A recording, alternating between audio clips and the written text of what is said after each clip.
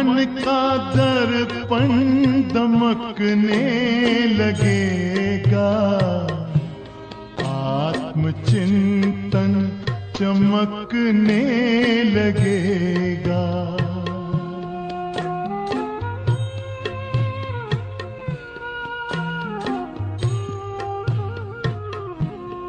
मन का दर्पण दमकने लगेगा, आत्मचिंतन चमकने लगेगा।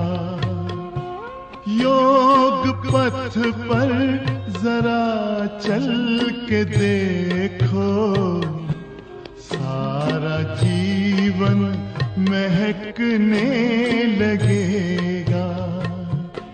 सारी काया हो, सारी काया बनेगी निरोगी। मेरे प्यार बनो राजयोगी, राजयोगी बनो राजयोगी। आपल्या सर्वांचं राजयोगाच्या 6व्या सत्रामध्ये हार्दिक स्वागत आहे। ओम शांती।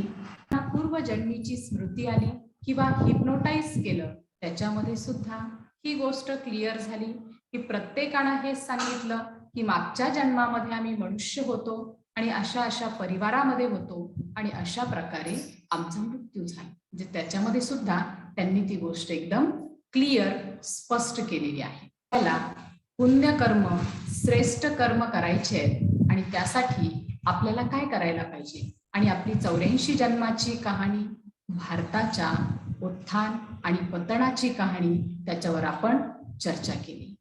मग मनुष्याला जन्म जे आहेत तर ते फक्त 84च जन्म आहेत आणि 84 जन्म आपण कसे घेतो, कशा प्रकारे आपण 84 जन्म पूर्ण करतो।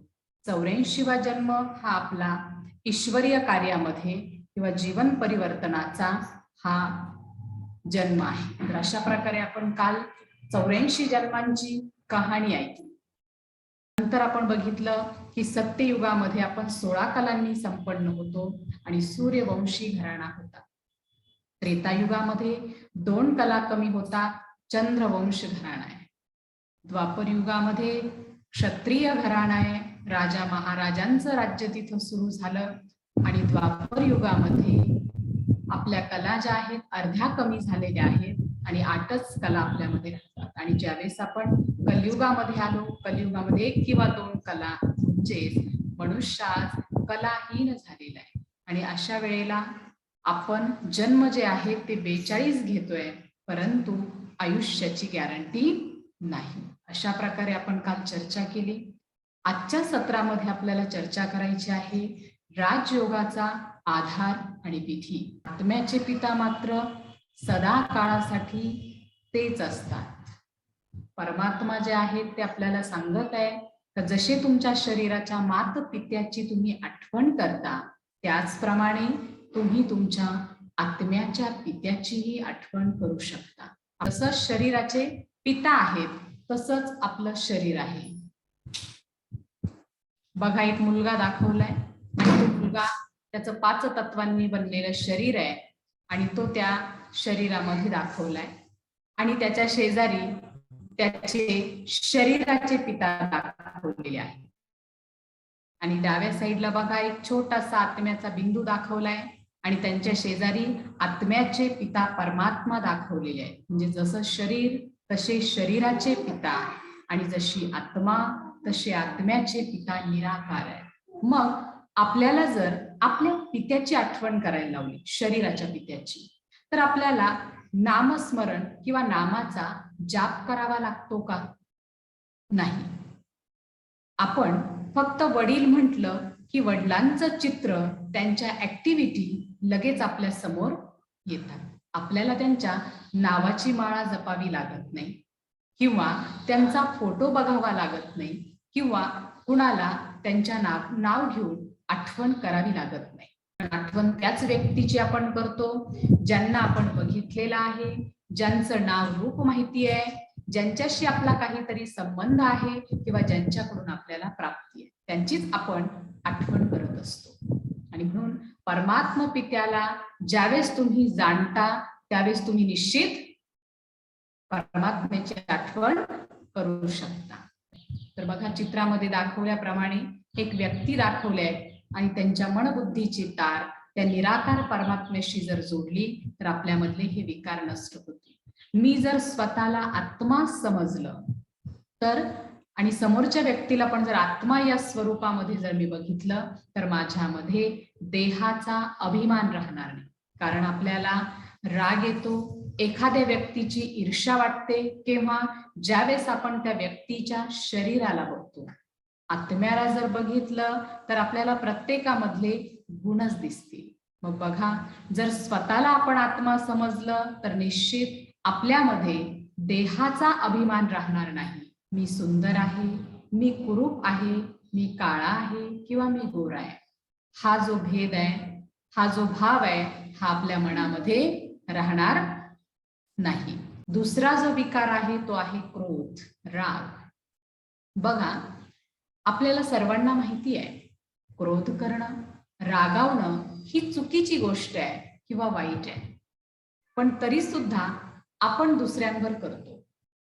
आपल्यावर मात्र कोणी क्रोध केला, रागावलं की आपल्याला आवडत नाही, आपण नाराज होतो. आपण बरेच जण सांगतात की क्रोध जर केला तर लोक आपली कामं ऐकतात, जर रागावलंच नाही तर आपलं कुणी ऐकणार नाही. आणि म्हणून बरेच जण म्हणतात की रागावल्याशिवाय काम होत नाही, म्हणून रागवावं लागतं. परंतु प्रेमामध्ये इतकी ताकद आहे, जितकं तुम्ही प्रेमानं बोलाल, सांगाल, रागापेक्षाही प्रेमानं तुमची कामं लवकर आणि जास्त होतील आणि समोरचा व्यक्ती मनापासून ते काम करेल. क्रोध केल्याने आपला फायदा कमी आहे आणि नुकसानच जास्त आहे. फक्त फायदा एवढा एकच आहे, पण नुकसान जर आपण बघितलं तर नुकसान मात्र खूप मोठं आहे. नुकसान काय आहे माहितीये? रागावला तर संबंध बिघडतात. आपण जर खूप जास्त रागवलात तर हार्ट अटॅक येण्याची पण शक्यता असते. आपण जर रागवलो तर समोरचा व्यक्ती पुढच्या वेळेला आपल्याशी बोलणं किंवा आपल्याकडे येणं तो निश्चित टाळेल. बघा, ज्या व्यक्तीला राग आलेला असतो त्यांचा चेहरा बघा, ज्या व्यक्तींना राग आलेला आहे त्यांचे डोळे बघा, आणि त्या व्यक्तीला रागवून झाल्यानंतर बघा त्याला पूर्णपणे अशक्तपणा आलेला असतो. म्हणून क्रोध कसा जाईल तर मी शांतीच्या सागर परमात्म्याची संतान आहे. माझे आत्म्याचे पिता शांतीचे सागर आहेत आणि मी या शांतीचा सागर हे शोभा देणार नाही. आणि म्हणून प्रत्येकानं समजलं पाहिजे का माझे वडील शांतीचे सागर आहेत आणि मला सुद्धा शांत स्वरूप बनायचे आहे. क्रोध हा माझा गुण नाही, हा रावणाचा आसुरी अवगुण आहे आणि म्हणून आपल्याला क्रोध करायचा नाही. ज्यावेळेस मी सृष्टीवर आले, जन्म घेतला, त्यावेळेस मी सोबत काय घेऊन आले होते, आणि ज्यावेळेस मला वापस जायचंय त्यावेळेस मी सोबत काय नेणार आहे, तर निश्चितच सर्वांचं उत्तर असेल काहीच नाही. म्हणतात खाली हात आये थे, खाली हात जाना है. मग आलो पण खाली हात, जायचं पण खाली हात, मग मी जर सोबत काही नेणार नाहीये तर मग लोभ कशाचा? म्हणून चांगल्या मार्गाने आपण धन कमवलं तर ते आपल्याला सुख शांती देईल, आणि चुकीच्या मार्गाने जर आपण धन कमवत असेल, त्याचा संग्रह करत असू, तर ते आपल्याला दुःखच देईल. म्हणून कितीही जरी धन असेल तर तो व्यक्ती शांतीनं झोपू शकत नाही. आणि ही गोष्ट मात्र बुद्धीमध्ये पक्की आहे, कितीही प्रॉपर्टी असू द्यात, कितीही धन संपत्ती असू द्यात, परंतु सोबत मला काहीही न्यायचं नाहीये. अगदी माझं शरीर सुद्धा मला इथंच सोडून जायचं आहे, म्हणून लोभ कशाचा?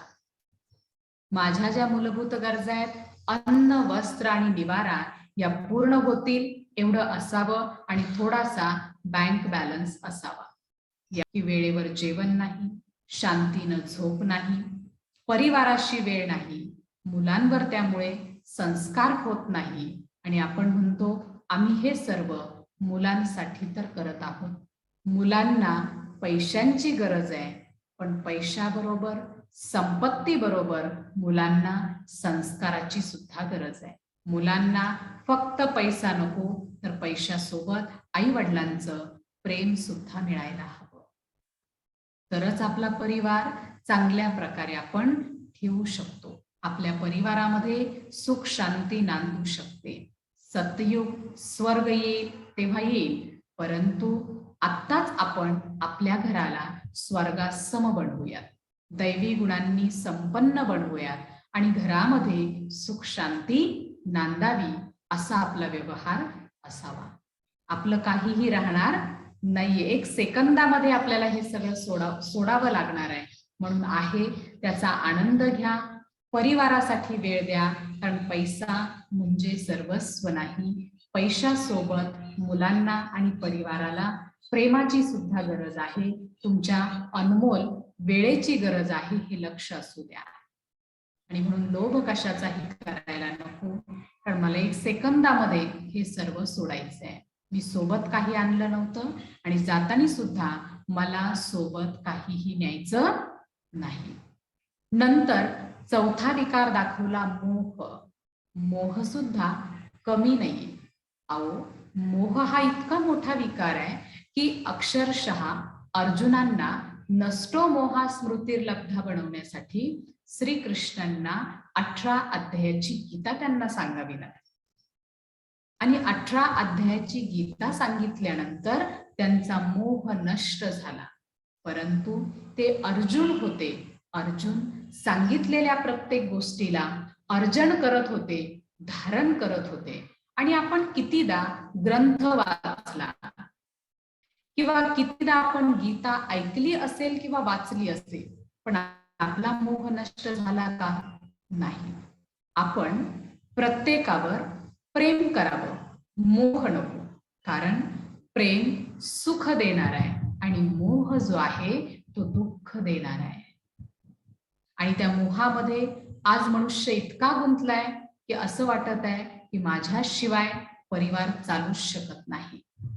इतका व्यक्ती त्या मोहामध्ये अडकलाय की त्याला वाटत आहे का मी नसेल तर यांच्या सर्वांचं कसं होईल. आपण गेलो तरी ह्या सर्व गोष्टी चालूच राहणार आहे. मला मोह का गुंतवायचा आणि कुणामध्ये गुंतवायचा? कारण मी एकटी येताना आली होती आणि जाताना सुद्धा मला एकटंच जायचं आहे. माझ्या सोबत कोणीही येणार नाही. कितीही प्रिय असू देत, कितीही जवळची व्यक्ती असू देत, परंतु ज्यावेळेस आपण जातो, या शरीरातून प्राण निघतो, त्यावेळेस मात्र आपल्याला एकट्यालाच जावं लागतं. आपल्या सोबत कोणीही येत नाही. नातेवाईक येतात फक्त आपल्याला स्मशानभूमीपर्यंत सोडवायला. पुढचा प्रवास आपल्यालाच करावा लागतो. आणि म्हणून हे लक्षात ठेवा की माझ्याशिवाय काही होऊ शकत नाही, हा जो आपल्या मनामध्ये समज आहे तो काढून टाका. की काही नाही, आपण जरी नसलो तरी सर्व गोष्टी चालूच राहणार आहे. आपण मोहाच्या जाळ्यामध्ये अडकलो कसं? जसं ती कोळीण जाळं विणते. जाळं विणता विणता विणता विणता ती काय करते, पूर्णपणे ते जाळं विणतानी नंतर ती मध्ये जाते आणि अशी मध्ये अडकते की तिला बाहेरच निघता येत नाही. तसंच आपलं जीवन झालंय. मुलं माझे आहेत, घर माझं आहे, परिवार माझा आहे, माझं माझं करत आपण त्या मोहाच्या जाळ्यामध्ये इतके अडकलो आणि आता मध्यभागी त्याच्यामध्ये फसलोय आणि आता बाहेर निघणं कठीण होत आहे. म्हणून आता पुन्हा हे ईश्वरा, मी पण तुझाच बच्चा आहे, तुझंच बाळ आहे, हा परिवार तुझा आहे, तू मला सांभाळण्यासाठी निमित्त बनवलेला आहे, हा कारोबार तुझा आहे, हे फक्त मला एक ट्रस्टी बनून, निमित्त बनून मला सांभाळायचं आहे. हा निमित्त भाव ज्यावेळेस माझ्या मनामध्ये तयार होईल त्यावेळेस आपोआप आपल्यामधला जो मोह आहे तो कमी होईल. म्हणतात आये अकेले जाना अकेले साथ न कोई आए. आपल्या सोबत कुणी येणार नाहीये, म्हणून मोह गुंतवायचा नाही. 5वा जो विकार आहे तो आहे अहंकार, अभिमान. कुणाला मोठा एखादा बंगला असेल त्याचा अभिमान आहे, कुणाला ज्ञानाचा अभिमान आहे. प्रत्येकाला कशाचा ना कशाचा अभिमान आहे, अहंकार आहे. परंतु मला जे काही मिळालेलं आहे हे कार्य करण्यासाठी ईश्वरानं दिलेली ही गॉड गिफ्ट आहे, ईश्वरीय देणगी आहे. हे मी लक्षात ठेवलं तर मला कशाचाही अभिमान येणार नाही. कारण अभिमान हा असा आहे जणू काही 5व्या मजल्यावरून खाली पडणं. अभिमानी व्यक्तीच्या सोबत कुणालाही राहायला आवडत नाही किंवा त्याच्या संपर्कामध्ये कुणी जास्त राहत नाही, कारण सर्वजण म्हणतात की त्या व्यक्तीला खूप अभिमान आहे आणि अभिमानामुळे त्यांच्या सोबत कुणी जास्त राहत नाही. आणि मला जर सर्व इथं सोडायचंय, जे आहे ते ईश्वरानं मला इथे कार्य करण्यासाठी पाठवलेलं आहे, तर विचार करा की मला अभिमान कशाचा आहे. आणि जर तो अभिमान, तो जर मान आपल्याला मिळाला नाही तर हा अभिमान येतो. म्हणून म्हणतात ना, अभिमान माना म्हणजे अभिमान चाहिए. मला जर मान मिळाला तर मी सुखी, मला जर मान मिळाला नाही तर लगेच माझा अभिमान जागृत होतो. परमात्म्याने जर ह्या गुण विशेषता, ह्या कला जर आपल्यामध्ये भरल्या नसत्या तर आपण 1 सेकंदामध्ये शून्य होऊन जाऊ. म्हणून शरीर असेल, ज्ञान असेल, सौंदर्य असेल, संपत्ती असेल, परिवार असेल, कुठलीही गोष्ट असू द्या, परंतु त्याचा अभिमान आपल्याला येता कामा नाही. अशा प्रकारे आपण जर स्वतःला आत्मा समजून जर त्या निराकार परमात्म्यांची, शिवबाबांची जर आठवण केली तर निश्चितच आपल्यामधले हे 5 विकार जे आहेत हे नष्ट होते. आणि 6वं जे चित्र आपल्याला दाखवलंय तिथं सुद्धा चुकीची खूण दाखवलेली आहे. म्हणजे काय, तो विकल्याला निराकार परमात्म्यांची आठवण करायची आहे. गुरु म्हणजे फक्त आपल्याला परमात्म्याशी जोडणारं माध्यम आहे आणि आपण त्या परमात्म्याशी स्वतःला जोडण्याऐवजी जो जोडणारा जो आहे, जो माध्यम आहे, आपण त्याची आठवण करतो. आपल्या सर्वांना अनुभव आहे, ज्यावेळेस एखाद्याचं लग्न जुळवलं जातं त्यावेळेस मध्यस्थी असतो आणि मध्यस्थी जे आहेत, जोपर्यंत लग्न जुळत नाही, लग्न होत नाही, तोपर्यंत त्यांची आवश्यकता असते. आपण मग परमात्मा माझ्या आत्म्यांचे पिता आहे. जितका माझा हक्क त्या परमात्म्यावर आहे तितकाच तुमचा सुद्धा आहे.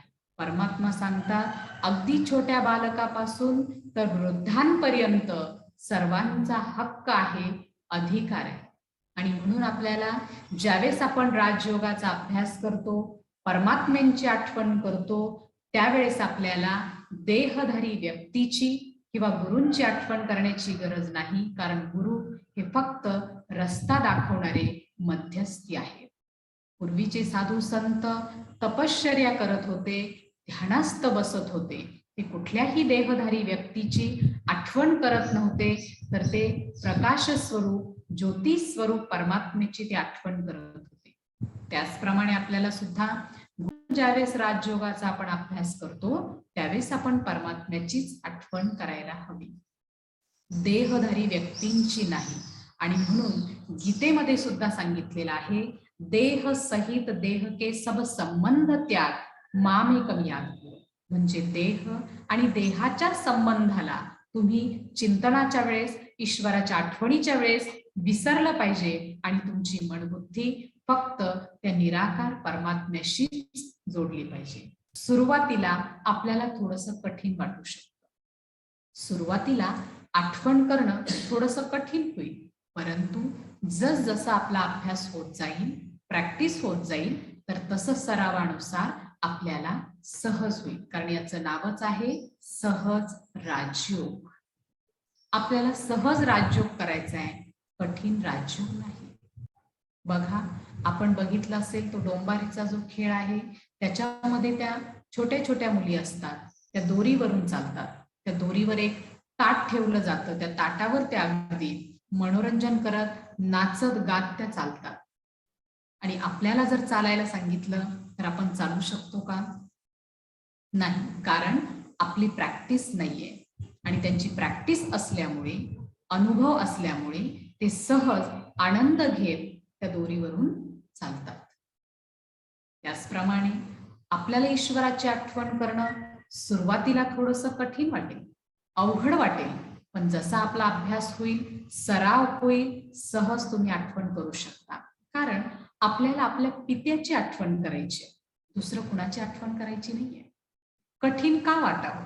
मला जर माझ्या शरीराच्या मातपित्याची आठवण करायला सहज आहे, सोपं आहे, कठीण वाटत नाही, तर मला माझ्या आत्म्याच्या मातपित्याची आठवण करणं कठीण का व्हावं? म्हणून परमात्म्यावर प्रेम करा, परमात्म्याला यथार्थ रीती जाणून घ्या, त्यांच्या स्वरूपाला तुम्ही जाणा, म्हणजे निश्चितच तुम्ही त्या परमात्म्यांची आठवण करू शकता. सहज, कठीण वाटणार नाही.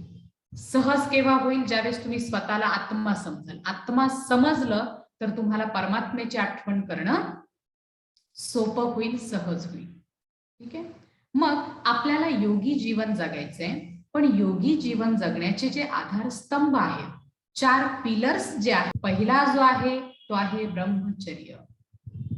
ब्रह्मचर्य म्हणजे पवित्रता, ब्रह्मचर्य म्हणजे शुद्धता, ब्रह्मचर्य म्हणजे स्वच्छता, ब्रह्मचर्य म्हणजे ब्रह्मा समान आचरण. मग मला ज्यावेळेस राजयोगाचा अभ्यास करायचा आहे, तर हे 4ही पिलर माझे पक्के असावेत. ब्रह्मचर्य, शुद्ध अन्न, दिव्य गुण आणि सतसंग. हे 4 पिलर्स, 4 खांब जर माझे पक्के असतील तर मी योगी जीवन जगू शकते. जसं आपण खुर्चीवर बसतो आणि त्याचा एक पाय जर कमजोर असेल, तुटलेला असेल, तर आपली खुर्ची हलत राहील, आपण स्थिर बसू शकत नाही. त्याचप्रमाणे आपले हे राजयोगाचे 4 पिलर आहेत. ज्यांना योगी जीवन जगायचंय, तर योगी जीवन जगण्यासाठी हे 4 पिलर्स पक्के असावे.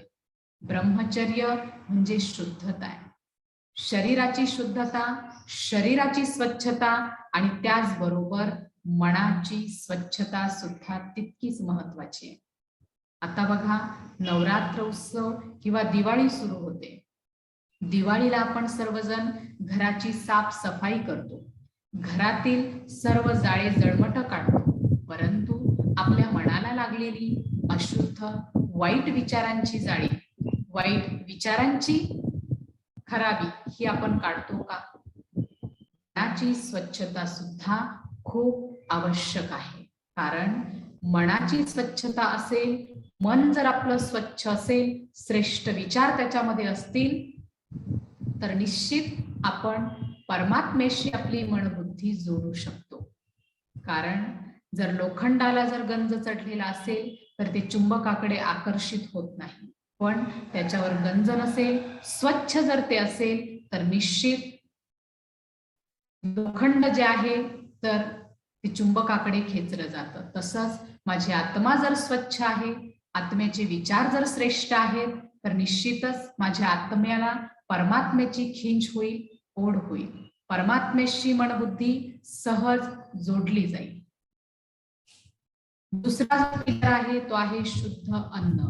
हा सुद्धा खूप महत्वाचा पिलर आहे. शुद्ध अन्न म्हणतात की जसा आहार तसे विचार, म्हणजे अन्नाचा मनावर आणि मनाचा अन्नावर परिणाम होत असतो. म्हणून आपण शुद्ध सात्विक शाकाहारच घेतला पाहिजे. बरेच जण फक्त शाकाहारी असतात आणि म्हणतात की आम्ही शुद्ध सात्विक शाकाहारी आहोत. फक्त शाकाहारी असलो म्हणजे आपण शुद्ध सात्विक झालो का? शुद्ध सात्विक शाकाहार आपला त्यावेळेस बनेल की ज्यावेळेस जे जेवण बनतं ते पण बनत असताना ते विचार आपले शुद्ध श्रेष्ठ असावेत. चांगल्या विचारामध्ये आपण जेवण बनवावं. अशुद्ध आहार तर आपल्याला घ्यायचाच नाहीये, कारण अशुद्ध आहार हा मनुष्याचा आहार नाहीये. अशुद्ध आहार तो हिंसक प्राण्यांचा आहार आहे आणि ते हिंसक प्राणी जे आहेत तर त्यांना वेगळे 2 दात असतात आणि ते लगेच शिकार करतात आणि लगेच खातात. हा आहार मनुष्याचा नाही. एखाद्या प्राण्याची हत्या करून तो आहार घेणं हे खूप मोठं पाप आहे. आपल्या सर्वांना माहिती आहे, सर्वात शक्तिशाली प्राणी जो आहे तो आहे हत्ती, आणि तो शाकाहारीच आहे, मांसाहारी नाही. मग तो शाकाहार करून सुद्धा जर इतका शक्तिशाली बनू शकतो, तर आपण का नाही? आपण जर विधिवत व्यवस्थित जर शाकाहारी असू तर निश्चित आपल्याला त्याचा फायदा होईल, शरीर स्वास्थ्य पण चांगलं लाभेल आणि आपण शक्तिशाली पण बनू शकतो. म्हणून आपल्याला शुद्ध श्रेष्ठ विचारामध्ये बनवलेलाच शुद्ध आहार घ्यायचा आहे, तरच आपला आहार शुद्ध सात्विक बनू शकतो. आजपासून आपण एक जेवणाच्या वेळी बदल करूया, स्वयंपाक करताना बदल करूया. सर्व ज्या गृहिणी ऐकत असतील त्यांच्यासाठी माझी ही विनंती आहे का जेवण बनवत असताना मोबाईलवर एखादा सिरियल म्हणा, फिल्म म्हणा, अशा टाईपचा कुठलाही प्रोग्राम न बघता एकतर आध्यात्मिक एखादा प्रोग्राम ऐका किंवा चांगली सुंदर सकारात्मक शक्ती देणारी ईश्वरीय गीत ऐका, गाणे ऐका आणि त्यावेळेस जेवण बनवा. श्रेष्ठ विचारामध्ये जेवण बनवा. आणि दुसरी गोष्ट, टीव्ही बघत जेवण बनवायचं पण नाही आणि जेवण करायचं सुद्धा नाही. हा नियम आजपासून आपण सर्वजण सुरू करूयात. जेवण बनवणाऱ्यांनी जेवण टीव्ही पुढे किंवा टीव्ही बघत बनवायचं नाही, कारण आजकाल अशी पद्धत बनली आहे की किचन मधून सुद्धा टीव्ही दिसला पाहिजे आणि त्याच विचारामध्ये आपण जेवण बनवतो. कारण आपले तळहात, डोळे आणि तळपाय, आपल्या मनामध्ये जे विचार चालतात त्या विचारांच्या लहरी त्यातून बाहेर पडत असतात. मग ज्यावेळेस आपण पीठ भिजवतो, कणिक भिजवतो, त्यावेळेस आपण जर एखादा एपिसोड बघत आहे आणि त्याच्यामध्ये त्या सासू सुनेचं भांडण चालू आहे आणि ती सासू त्रास देतीये आणि आपण त्या सुनेच्या साईडनी आहोत, मग आपण त्या सासूला दोन अपशब्द बोलत किंवा वाईट तिच्याविषयी चिंतन करत आपण ते कणिक भिजवतोय. म्हणजे तुमच्या मनातला जो राग आहे, जे अशुद्ध विचार आहेत, निश्चितच ते त्या कणकेमध्ये मिक्स होतात. बघा, ते सिरियल बनवतात, ती सिरियल त्यांना त्याच्यामध्ये काम केल्यानंतर त्यांना 2 पैसे मिळतात आणि ते फक्त नाटक करत असतात. पण आपण मात्र आपल्या प्रॅक्टिकल लाईफमध्ये तसा व्यवहार सुरू करतो. ते फक्त रागवण्याचं नाटक करत आहे, त्रास देण्याचं नाटक करत आहे, पण आपण मात्र त्याच विचारामध्ये जेवण बनवतोय आणि त्याच लहरी आपल्या दृष्टीतून आणि आपल्या हातातून पूर्णपणे त्या अन्नामध्ये पडतायत. डोळ्याद्वारे, दृष्टीद्वारे ती रागाची, द्वेषाची भावना, ईर्षेची भावना त्या जेवणामध्ये मिक्स होते. म्हणजे आपला आहार जो आहे शाकाहारी आहे पण शुद्ध आणि सात्विक राहत नाही, त्याच्यामध्ये अशुद्ध विचार आपण मिक्स करतो. म्हणून टीव्ही बघत असताना किंवा कुठलाही असा प्रोग्राम बघत असताना जेवण बनवायचं नाही. 1 तासाचा प्रश्न आहे. किंवा दुसरी गोष्ट, आपल्याला ज्यावेळेस खूप राग आलेला असतो, रागामध्ये पण जेवण नका बनवू, खाणाऱ्यांवर तो परिणाम होतो. त्याच रागाच्या लहरी सगळ्या जेवणामध्ये मिक्स होतात आणि खाणाऱ्यांना सुद्धा तीच एनर्जी मिळते. म्हणून अन्न हे पूर्ण ब्रह्म मानलं जातं. जर तुम्ही बनवलं तर ते प्रसादाचं रूपही बनू शकतं आणि एखाद्याचं जीवन बिघडवण्यासाठी पण ते निमित्त बनू शकतं. आपला राग थोडासा शांत झाला, कमी झाला की मग जेवण बनवायला सुरुवात करा, म्हणजे खाणाऱ्यांवर सुद्धा त्याचा परिणाम चांगला होईल. आणि रागात जर बनवलं तर खाणाऱ्यांवर पण परिणाम तसाच होईल. आणि म्हणून बघा, आपण जर एखादा धार्मिक कार्यक्रम असेल, आध्यात्मिक कार्यक्रम असेल, तिथं जर आपण जेवण करण्यासाठी गेलो तर तिथल्या जेवणाचा स्वाद आणि आपल्या घरच्या जेवणाचा स्वाद दोन्हीमध्ये खूप फरक आहे. आपल्याकडे नेहमी सप्ताह असतो, तर सप्ताहामध्ये लास्ट दिवशी जेवण असतं. तर त्या जेवणामध्ये एकदम साध्या प्रकारे बनवलेली बाजरीची भाकरी आणि आमटी असते, पण तरी सुद्धा खूप जणांचा मी अनुभव ऐकला की तरी सुद्धा ती आमटी आणि भाकरी खूप सुंदर, खूप रुचकर, खूप चवदार लागते. त्याचं कारण काय आहे? अशी घरी बनवली तर बनत नाही, पण ती मात्र खूप चविष्ट लागते. त्याचं कारण आहे, कारण जे बनवणारे आहेत किंवा सर्व घरून ती आलेली असते, पण तरी सुद्धा सर्वांचे विचार श्रेष्ठ असतात की मला हा प्रसाद म्हणून द्यायचा आहे, पंगत म्हणून द्यायचा आहे, आणि त्या श्रेष्ठ विचारामध्ये ते बनवलं जातं, म्हणून त्याची टेस्ट जी आहे ती खूप चांगली बनते. म्हणून आपल्या घरामध्ये फक्त आपण सप्त्यामध्येच का प्रसाद खावा, आपण आपल्या घरामध्ये सुद्धा रोजचं जेवण बनवण्यापेक्षा प्रसादच बनवूयात. चांगल्या विचारामध्ये, श्रेष्ठ विचारामध्ये जर आपण बनवलं तर निश्चित आपल्या घरी सुद्धा रोजचं जेवण प्रसाद बनेल. सत्यनारायणाचा शिरा जो आहे त्याला आपण प्रसाद म्हणतो, आणि घरी बनवला तर आपला शब्द असतो की सत्यनारायणाच्या प्रसादासारखा शिरा बनवला. प्रसाद हा शब्द आपण वापरत नाही, कारण त्यावेळेस बनवताना बुद्धीमध्ये असतं की माझ्या मुलाला हा आवडतो, माझ्या पतीला हा आवडतो. परंतु हा जर विचार त्याच्याऐवजी आपण बदलला की माझे पती, माझा मुलगा हे परमात्म्याचे मुलं आहेत आणि मी ईश्वराच्या मुलांसाठी हे बनवत आहे, मी रोज जेवण बनवत नाहीये तर मी प्रसाद बनवत आहे. श्रेष्ठ, शुभ, शक्तिशाली विचारांमध्ये जर आपण जेवण बनवलं, 1 महिना करून बघा आणि किती तुमच्या घरामध्ये, वातावरणामध्ये बदल होतो हा स्वतःच तुम्ही अनुभव घ्या. कारण कुठलीही गोष्ट अनुभवल्याशिवाय त्याच्यावर 100% विश्वास ठेवू नका. रागामध्ये स्वयंपाक बनवलेला, साधारण विचारामध्ये स्वयंपाक बनवलेला आणि ईश्वरीय चिंतनामध्ये, श्रेष्ठ विचारामध्ये बनवलेला स्वयंपाक तुम्हाला निश्चितच जास्त शक्ती, ताकद देईल, पॉझिटिव्ह एनर्जी. म्हणून आपल्याला ईश्वराच्या आठवणीमध्येच जेवण बनवायचंय. जेवण करताना सुद्धा, खात असताना सुद्धा आपण टीव्ही पुढे नाही बसायचं. कारण बऱ्याचदा असं होतं की जेवण करायला आपण टीव्ही समोर बसतो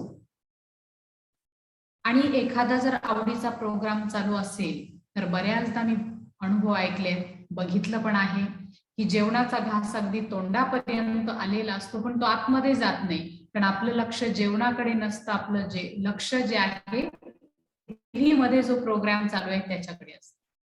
मग ज्यावेळेस जाहिरात मध्ये येते त्यावेळेस आपल्याला कळतं की अरे घास इथपर्यंत आलेला होता पण तो तोंडात घालायचा राहिला.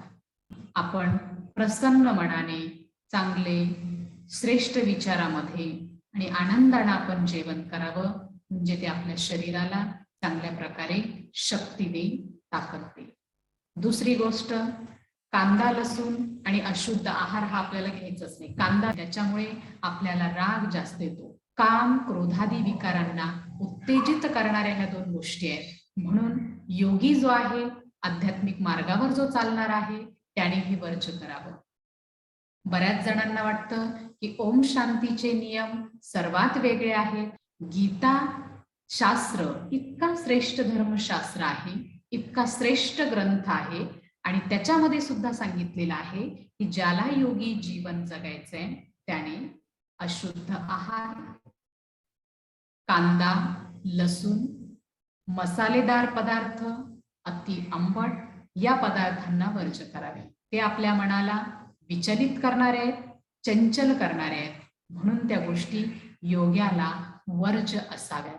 आणि ज्यांना ती गोष्ट शक्य नसेल त्याचं प्रमाण कमीत कमी करावं. म्हणून गीतेमध्ये जे परमात्म्यांनी सांगितलेलं आहे तर परमात्म्याच्या श्रीमतानुसारच आम्ही प्रत्येक गोष्ट करण्याची प्रयत्न करत आहे, कारण अन्नाचा मनावर खूप मोठा परिणाम होत असतो. जसं अन्न तसं मन. आणि म्हणून आपल्या मनाला जर श्रेष्ठ बनवायचं असेल तर ज्यांना शक्य आहे त्यांनी या गोष्टी बंद कराव्यात आणि ज्यांना शक्य नाहीये तर त्यांनी याचं प्रमाण कमीत कमी करावं. हे सर्वश्रेष्ठ ग्रंथ गीतेमध्ये सांगितलेला आहे आणि आम्ही कुठलीही गोष्ट चुकीची किंवा जगाच्या विरहित किंवा जगापेक्षा वेगळी कोणतीही करत नाही, तर परमात्म्यांनी सांगितलेल्या परमात्म्यांच्या श्रीमतावर चालण्याचा आम्ही प्रयत्न करत आहोत.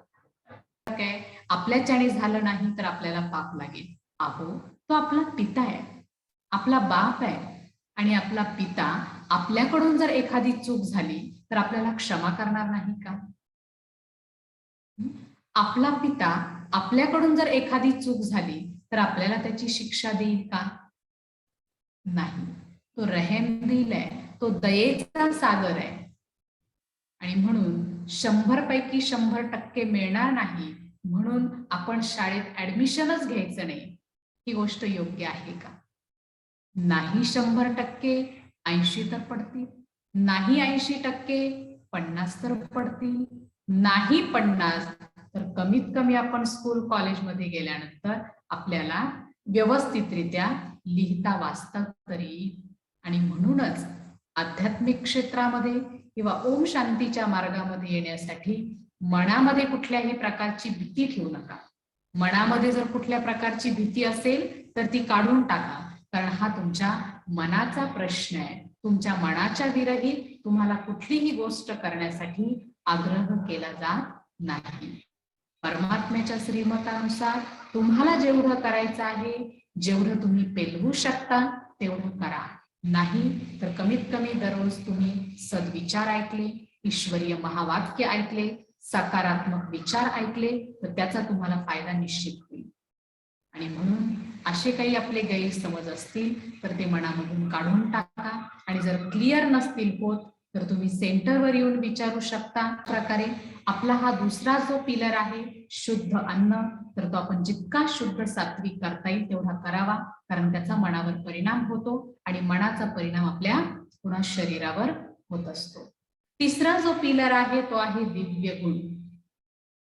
दिव्य गुण जे देवतांच्या मध्ये आहे आणि त्या दैवी गुणांनी आपल्याला संपन्न बनायचं आहे.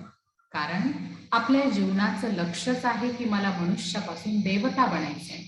आणि मग मला मनुष्यापासून देवता बनण्यासाठी मला ह्या दैवी गुणांना जीवनामध्ये धारण करायचं आहे. असं तर नाहीये की आपल्याला हे दिव्य गुण धारण करायचे म्हणजे आपण एखाद्या जनरल स्टोअर मध्ये गेलो आणि तिथून आणले आणि ते आपल्यामध्ये टाकले, अशा प्रकारे तर होणार नाहीये. मग मला जर दिव्य गुणांना जर धारण करायचं आहे तर त्याच्यासाठी जे काही दिव्य गुण आहेत ते मला माझ्यामध्ये भरायचे, म्हणजे मला माझ्यामधले अवगुण काढून टाकावे लागतील. बघा, एखाद्या ग्लासमध्ये गढूळ पाणी आहे, खराब पाणी आहे आणि ते आपल्याला ओतून न देता ते स्वच्छ करायचे, तर ते कसं करणार? तर बरेच जण सांगतात की आपल्याला ते ओतून द्यायचं आणि दुसरं भरायचं, पण ते चालणार नाही. आपल्याला ओतून द्यायचं नाहीये. काही जण म्हणतात की त्याला स्थिर होऊ द्या आणि ते स्थिर झालं की गाळ खाली बसेल आणि वरती मात्र स्वच्छ पाणी राहील, पण गाळ तर त्याच्यातच राहील ना. तिसरं सांगितलं जातं की जर आपल्याला त्या पाण्याला स्वच्छ करायचं असेल तर त्याला तुरटी फिरवावी लागेल. तुरटी फिरवलं तरी सुद्धा तेच होईल की वरती मात्र स्वच्छ पाणी होईल, परंतु गाळ मात्र खाली जाऊन बसेल. मग काय करावं लागेल? तर एक स्वच्छ पाण्याचा नळ चालू करून द्यायचा. ज्यावेळेस तुम्ही स्वच्छ पाण्याचा नळ चालू करून द्याल त्यावेळेस हळूहळू त्यातलं सगळं खराब पाणी जे आहे, गढूळ पाणी जे आहे ते सर्व निघून जाईल आणि थोड्या वेळाने ते पाणी काय होईल? स्वच्छ होईल. ग्लास पूर्णपणे स्वच्छ पाण्याने भरलेला राहील. तसं आपल्याला आपल्यामधले अवगुण जर काढायचे असतील तर त्याच्यासाठी आपल्याला गुण भरावे लागतील. जितके गुण आपण भरत जाऊ तितके अवगुण आपल्यातून निघत जातील. जसं मला जर राग सोडायचा असेल, क्रोध जर मला सोडायचा असेल तर मला त्याच्यासाठी काय करावं लागेल? प्रेम, मधुरता या गुणांना धारण करावं लागेल. जितकं मी प्रेमाने बोलेल, जितकं मी मधुर बोलेल, तितका माझ्यातला राग ऑटोमॅटिक कमी होत जाईल. आपण काय करतो? राग सोडायचा म्हणतो, रागाला सोडतो, पण त्याची जागा प्रेमानं आणि मधुरतेनं भरत नाही. पुन्हा काही दिवसानं राग त्या जागेवर येऊन बसतो. म्हणून मला गुण भरायचे आणि गुण भरले की आपोआप माझ्यामध्ये अवगुण निघून जाते. मग नम्रता, मधुरता, गंभीरता, हर्षित मुक्ता या दिव्य गुणांना मला माझ्यामध्ये धारण करायचं आहे. वाणीमध्ये आपल्या गोडवा असावा.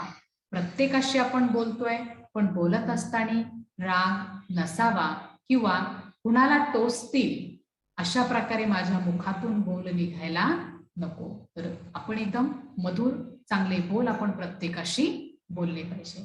नम्रता, म्हणतात नम्र बनो तो सब नमन करेगी. म्हणून नम्रतेचा गुण आपल्या सर्वांच्या मध्ये असला पाहिजे. हर्षित मुखता हा गुण सुद्धा खूप चांगला आहे. बघा, आपण दगडाची मूर्ती बनवतो आणि ती दगडाची मूर्ती बनवल्यानंतर त्या मूर्तीवर सुद्धा हास्य असतं.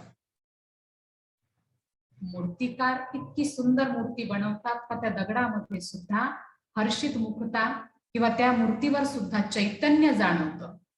डोळे सुद्धा एकदम बोलके जाणवतात. मग आपण तर चैतन्य आहोत. आपल्या चेहऱ्यावर कधीही 12 वाजलेले नको. आपल्या चेहऱ्यावर हर्षित मुखता, आनंद असायला हवा. आणि बघा, ज्याचा चेहरा हर्षित मुख असेल, आनंदी असेल, तर सर्वजण त्याच्याशी व्यवहार पण प्रेमपूर्ण करतात, सर्वजण त्यांना मदत करतात आणि सर्वांना त्यांच्याशी बोलावं वाटतं. आणि बरेच जण म्हणतात की तुमचा हसरा चेहरा बघितला की आम्ही आमचं दुःख सुद्धा विसरून जातो. आपल्या जर चेहऱ्यावर सतत आनंद असेल, आपल्या चेहऱ्यावर जर सदा स्माईल असेल, तर आपल्याला फोटो काढताना फोटोवाल्याला सांगावं लागणार नाही स्माईल प्लीज. आज अशी परिस्थिती झालेली आहे, मनुष्य हसणं विसरून गेलेला आहे, म्हणून हास्य क्लब खोलावे लागतात.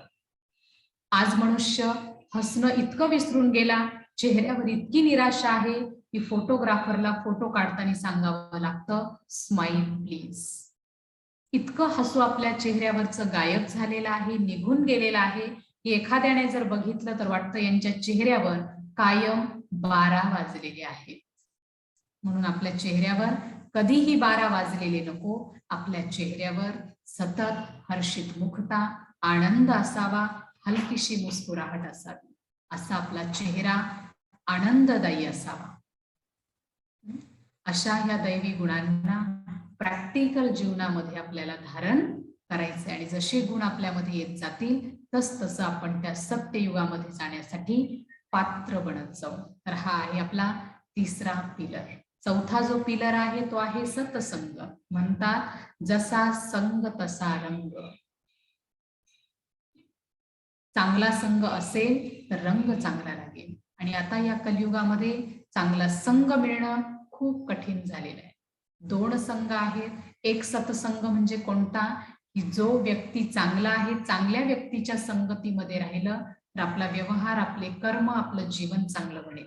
आणि दुसरा सत्संग म्हटलं जातं की जिथे आपल्याला आध्यात्मिक श्रेष्ठ विचार ऐकायला मिळतात, त्याला म्हटलं जातं सत्संग. म्हणून आपल्याला दोनही संघ चांगले असावे, चांगल्या संगतीमध्ये राहावं. आणि दुसरं, दररोज आपण ईश्वरीय सत्संग आपण ऐकला पाहिजे.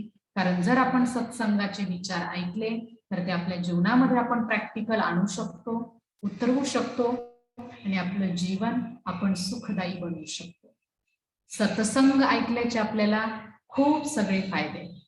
सत्संग ऐकल्यामुळे आपल्या जीवनाला एक नवीन दिशा मिळते.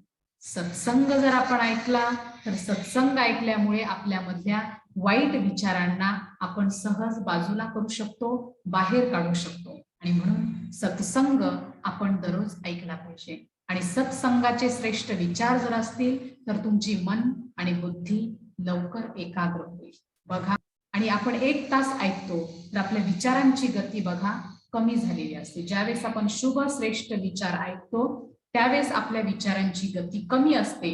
आणि ज्यावेळेस आपल्याला राग येतो त्यावेळेस आपल्या विचारांची गती ही खूप फास्ट असते. म्हणून आपल्याला शुभ श्रेष्ठ विचार दररोज ऐकायचे, त्याचा आपल्याला निश्चित फायदा होईल. तर अशा प्रकारे हे 4 पिलर्स आहेत. ब्रह्मचर्य, शुद्ध अन्न, दिव्य गुण आणि सत्संग. हे 4 पिलर्स जर आपण जीवनामध्ये धारण केले, हे 4 पिलर्स जर आपण आपले पक्के केले तर निश्चितच आपण योगी जीवन सहज जगू शकतो. तर अशा प्रकारे आपण आज राजयोगाचे 2 जे लेसन आहेत ते ऐकले.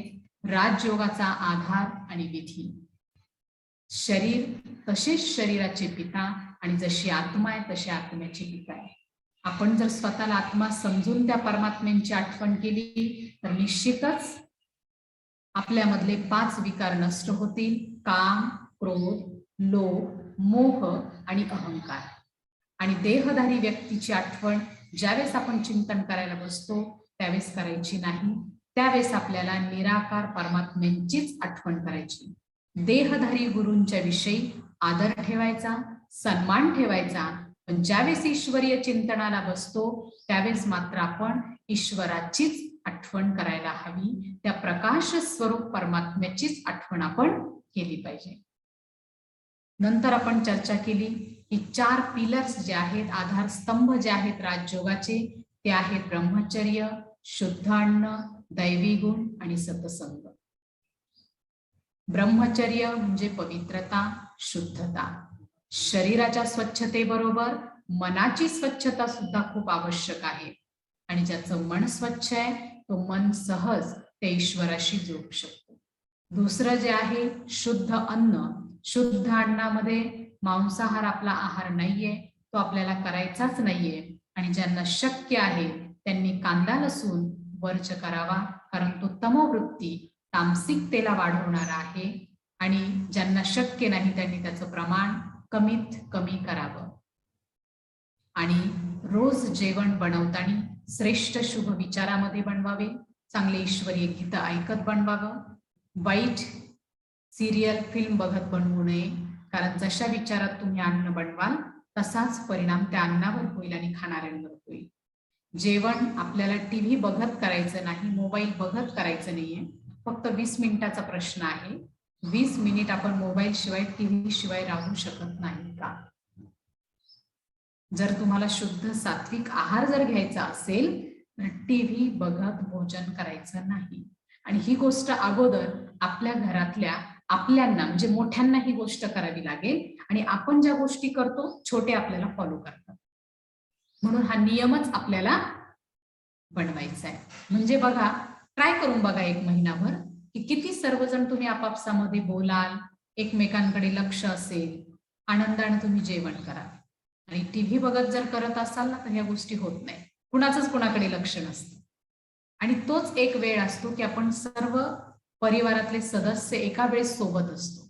आणि म्हणून टीव्ही बघत जेवण करायचं नाही. शुभ श्रेष्ठ विचारामध्ये ईश्वराचं स्मरण करून मग आपण जेवण शुद्ध आहार घ्यायचा.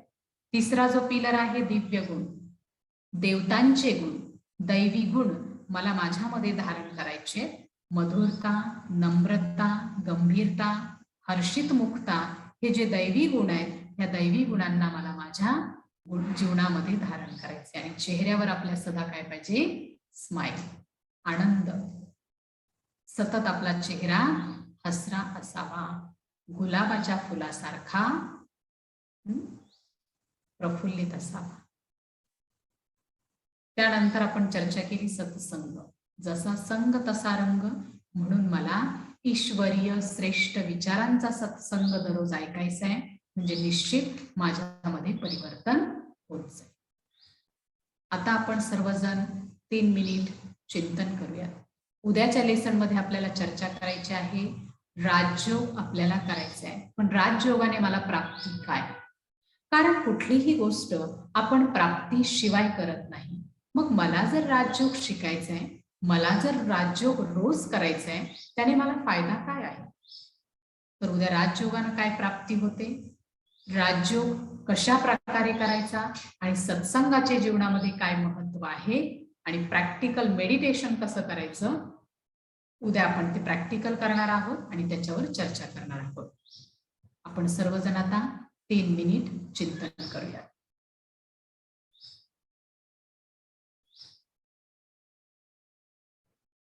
ओम शांती.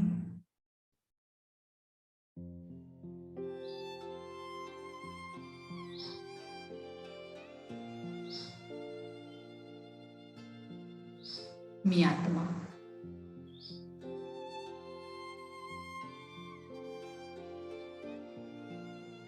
पवित्र आत्मा आहे.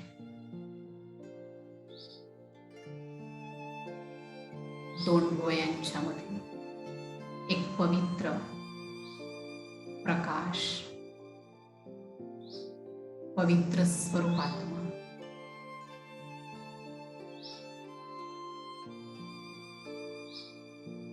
एका चांदणीप्रमाणे चमकत आहे. अनुभव करा, आपल्या 2 डोळ्यांच्या मध्ये आपली आत्मा एका चांदणीप्रमाणे चमकत आहे. आणि आणि मी आत्मा पवित्र स्वरूप. पवित्रता माझ्या आत्म्याचा मूळ गुण आहे.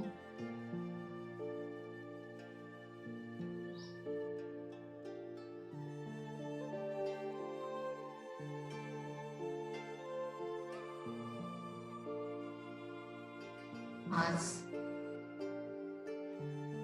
शिवबाबांच्या समोर मी हा शुभ संकल्प करत आहे. आजपासून मी शुभ, सात्विक, श्रेष्ठ आहार घेऊ.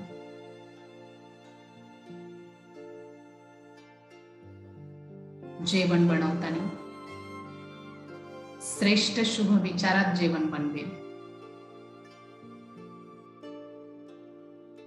टीव्ही बघत, मोबाईल बघत बनवणार नाही.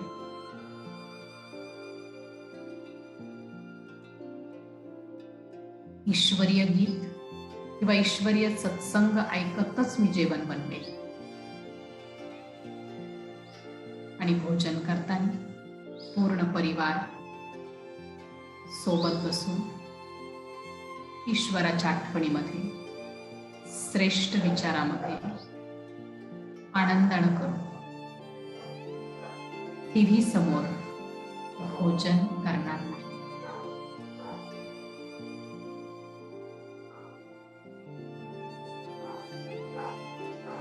रोज मी प्रभू प्रसाद, ईश्वरीय प्रसाद म्हणूनच अन्न ग्रहण करेन.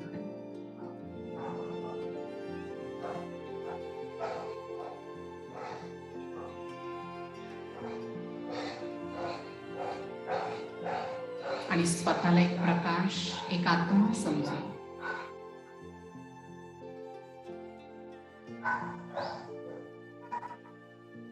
पण ईश्वरीय चिंतन करायला बसल्यानंतर फक्त माझ्या पिता परमात्म्याचीच मी आठवण करेन.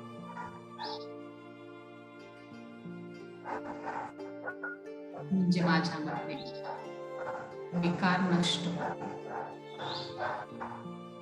मी आत्मा पवित्र स्वरूप आहे. हे विकार रावणाचे आसुरी अवगुण आहेत आणि ते मला काढून टाकायचे.